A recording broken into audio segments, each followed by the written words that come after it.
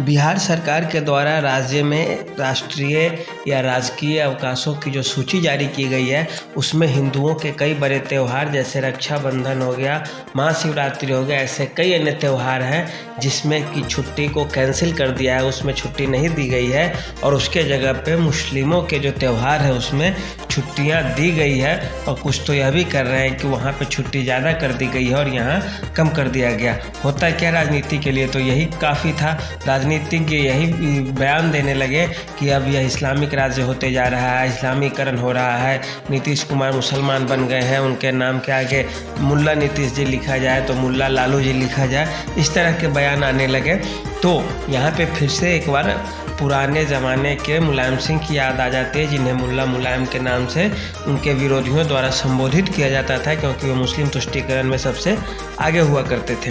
बात बिहार में आ गई तो बिहार में नीतीश कुमार, अब तक तो ऐसा कुछ रहा नहीं है उनका, लेकिन उनके इसी फैसले को लेकर चूँकि चुनावी समय है, ऐसा संबोधन उनको सुनना पड़ रहा है। लालू यादव के साथ बात की जाए तो लालू यादव के साथ मुस्लिम वोट बैंक आज पहली बार नहीं बल्कि बहुत दिनों से उनके साथ जुड़ा हुआ है और भाजपा के साथ होने के कारण नीतीश कुमार से मुसलमानों का मोह भंग हो रहा था धीरे धीरे। अब उनके तरफ अपनी ओर खींचने के लिए भी हो सकता है नीतीश कुमार की सरकार के द्वारा या बिहार सरकार के द्वारा इस तरह के काम किए गए हों कि मुस्लिम समाज मेरे तरफ आकर्षित हो और उसका जो एक ये तबका है जो इन चीज़ों को लेकर ज़्यादा रूढ़िवादी विचारों को लेकर ज़्यादा आगे रहता है, वे इससे पार्टी की तरफ झुकेंगे और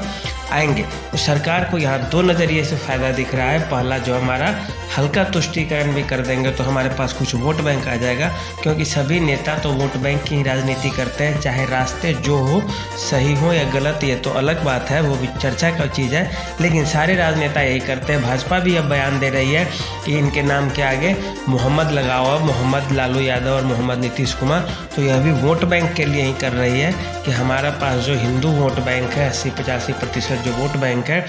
उसको अब थोड़ा आगे मोबिलाइज किया जाए, उसको जगाया जाए कि ऐसे ऐसे राज्य में हो रहा है और यह नहीं होना चाहिए। तो नीतीश कुमार जी के लिए यह तुष्टीकरण की जो बात आ रही है इसकी उनको समीक्षा करनी चाहिए, क्योंकि वे ऐसे नेता ना आज तक रहे हैं ना आगे पता नहीं कैसे होंगे। तो पूरे बिहार सरकार को इस पर एक साथ बैठ के इस पर निर्णय लेना चाहिए। कम से कम जो राष्ट्रीय पर्व है उसमें तो आप छुट्टी दे दीजिए, क्षेत्रीय एक दो त्योहारों में ऊपर नीचे आप कर देंगे तो कोई बहुत बड़ा ये ना होगा, ना ही जनमानस के द्वारा इसका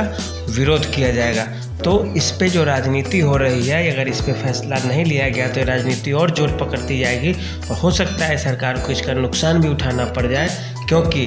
पर्व त्यौहार संस्कृति से जुड़ी चीज़ होती है, उसमें बदलाव इतना आसानी से संभव नहीं होता। तो देखिए इस पर आगे कैसे कैसे क्या होता है और कैसे कैसे राजनीति रंग लेती है, तो हम इस पर नज़र बनाए रखेंगे। अभी के लिए इतना ही, धन्यवाद।